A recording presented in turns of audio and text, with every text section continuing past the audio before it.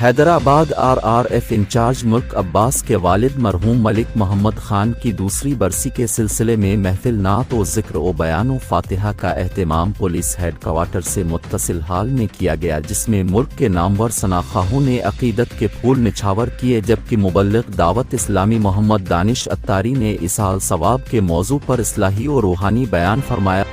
صلی اللہ علیہ وآلہ وسلم ایک جگہ پر موجود تھے،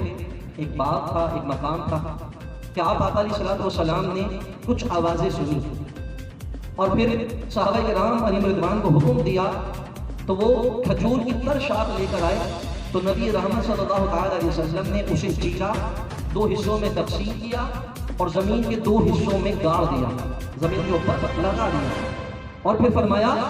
اس زمین کے نیچے دو مردے مدفون ہیں اور دونوں پر عذاب ہو رہا ہے، اور کسی بڑے سبب سے نہیں کہ جس سے بچنا دشوار ہو، بلکہ ان میں سے ایک پیشاب کے چھینٹوں سے نہیں بچتا تھا، دوسرا چغل خوری کیا جاتا تھا، اور پھر فرمایا بس جب تک یہ شاخیں تر رہیں گی